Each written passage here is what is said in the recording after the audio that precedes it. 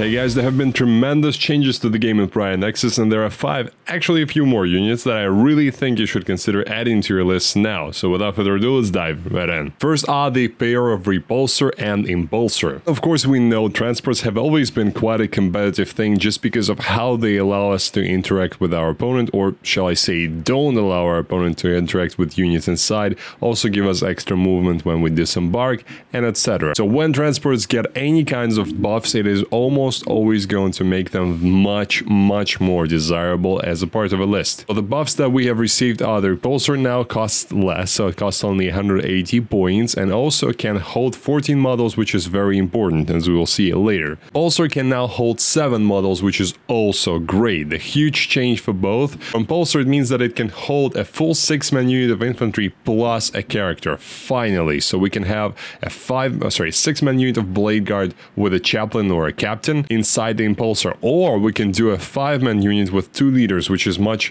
rarer, but there are examples where we want to do that, like for example the Mini Hellbrick, as one of my Patreon subscribers called it, which is Hellbrick plus Lieutenant plus 5 Sword Brethren, not the 12-man combo that we usually see that is run with a Land Raider. Repulsor now is at the same capacity as Redeemer, and as you remember, Redeemer was quite special in that sense because it could hold exactly a 6-man unit of Gravis plus a character. Either an Aggressor combo with Biologus or the Eradicators plus Biologus. Now that the Redeemer costs a whopping 100 points more than the Repulsor, there is much more argument not to run the Redeemer, even though I love it and the Flamers are great, especially if you're not going to use that assault ramp as in case of Eradicators. Another big buff for the transports now is that they are on round basis, so they have a pivot value of 0 for competitive games, meaning that you can rotate them as much as you want to, gaining essentially extra inches to your distance, making it easier for you to clear ruins, and that means better staging for your units inside. As always, I want to remind you about my Patreon 40k coaching service. If you're looking for help building your competitive rosters, preparing you for tournaments, or have any questions about your collection in general, check out the links for my Patreon in the description. Thank you. Next are Bjorn and Inner Circle companions. So I've decided to have them as number 4 because they're both special choices for one of the non-compliant chapters. Bjorn is now back as being the best centerpiece anchor unit you can hope for your Space Wolves.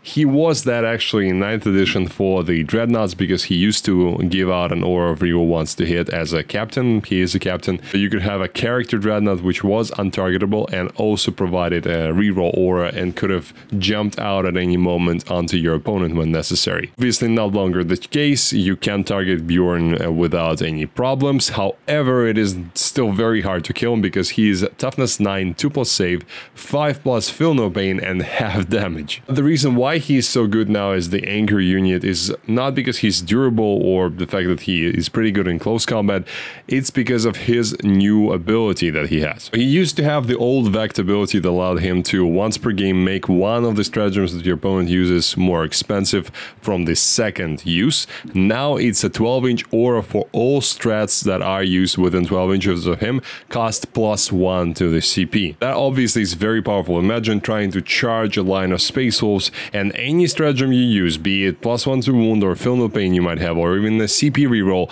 anything is +1 cost. It's gonna really mess up with melee armies that rely on using stratagems when they are in combat. Truly does draw a big crosshair on Bjorn, and thankfully he is quite tough to really take almost any kind of punch. It's also surprisingly fast for a Dreadnought which is 10,000 years old. He's the last of the company of Russ, and he's also a box strat. He's not even big like a Redemptor, and he still moves 8 inches like a Redemptor. If you're playing Stormlands or Gladius, there is a very good chance of getting this guy into combat when your opponent doesn't really think that he can get into combat. I think for 180 points, he's an absolute must-have for Space Wolves now, and I really love the model as well. Inner Circle companions have really suffered from AP1 problem ever since they were released when the Codex Dark Angels dropped, but now they don't. They were given extra AP on both of their profiles, which I think is stupid, and they should have only done that to Strike because it doesn't make any physical sense for the Strike to be the same AP as the Sweep. But anyways, it's good for the companions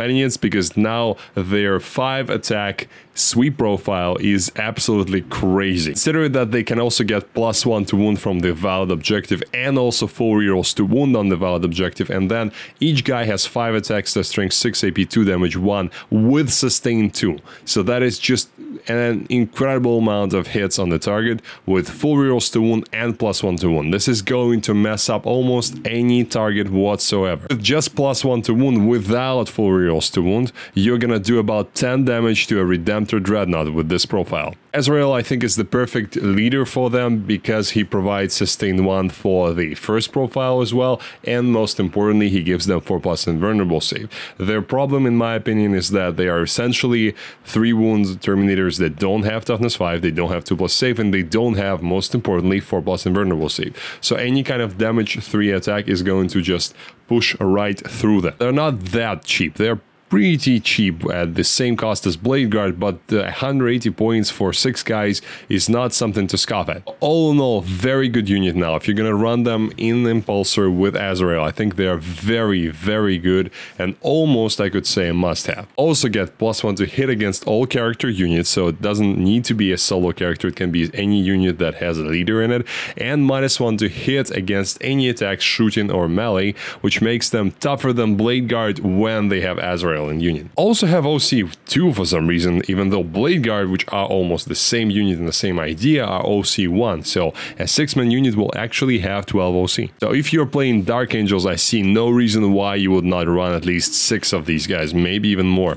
Next is a simple Terminator Chaplain. I really like this model. I think that they've done a great job refreshing the Terminators and the characters, and he looks like he means business. We have actually painted a Terminator Chaplain for my client recently, and I really like how the model looks. Why do you need this guy now and why he's so good? He costs 75 points. You can join him to pretty much any Terminator squad. The Chaplain, he of course provides +1 to wound. That's very, very good for all of your Terminator profiles, such as Lightning Claws, Thunderhammers, and even the Chain Fists when you're not fighting vehicles. Thunderhammers are, in my opinion, pretty much bad if you're not gonna factor in +1 to wound against vehicles and monsters, because wounding on 5s is just not reliable, not good. He's also a solid enhancement carrier because very often you want to add an enhancement to your Terminator units, such as the 10th House's Bones for the Black Templars or Deathwing Assault for Dark Angels. His second ability is really buffed up now, and it's 4+ Feel No Pain against mortal wounds, and now it also protects your Terminators against devastating wounds, which are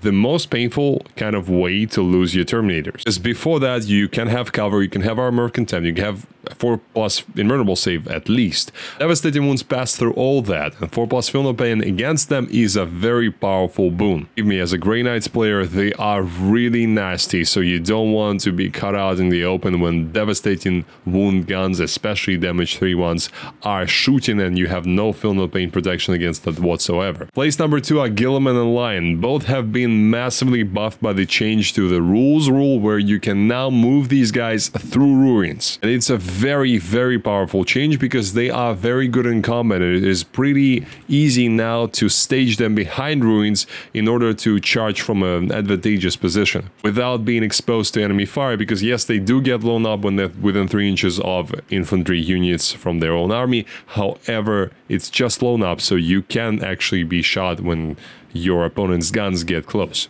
So just this change alone, in my opinion, makes both of these guys just go up a tier. And also their Primarch powers have been side graded in case of Gilman, or purely upgraded in case of Lion. Now Gilman can use his ability on any stratagems within 12 inches of him, which is good. However, he cannot double dip into them, which is not great. You can still stack it with Captain's Rule, so technically, as far as I understand, you can modify a 2 CP stratagem to be 0 CP if the Captain's unit uses it and it's still within 12 inches of Gilman. Lion, on the other hand, can now give a 4+ Feel No Pain aura against devastating wounds because he has a 4+ Feel No Pain aura against mortal wounds, and they are now the same thing. Well, as far as Feel No Pains are concerned, of course. That provides incredible protection for your Terminators and exactly against the thing that is so good at killing them, as we discussed before. Considering how deadly both of these are in melee against almost anything in the game, I really recommend running them in your list now, if that's something that you can find a spot for. Lastly are the Jump Pack Intercessors. We've already discussed them on the channel, and I think now with the changes to how the actions work,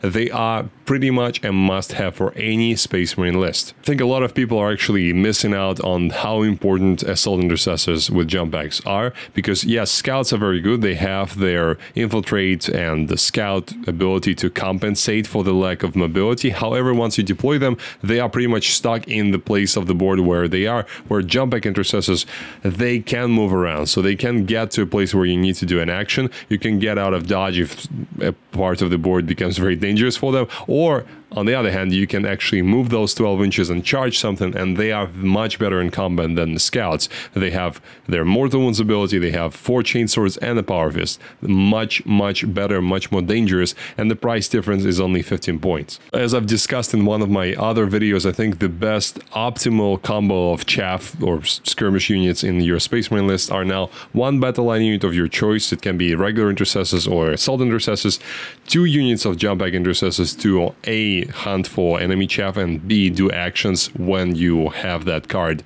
drawn, and the fourth unit in this case can be either Scouts or it can be a lone up character infiltrating, like the Combi Weapon Lieutenant. And of course, depending on the detachment you're running, these guys can really be dangerous in combat. Of course, Sons of Sanguinius is the best example. They're gonna get an extra attack, and their Chainswords are strength 6 then, and you can even turn on the lethal hits and +1 to wounds lens, which is going to make a 5-man unit something that can even finish off a squad of Terminators which is not on full health, I think. Let me know if you're using any of these units in your list. I think they are hidden gems. A lot of people are missing out on using them, and now you have the knowledge so you can go and play with them. Thank you for watching, and I'll see you next time.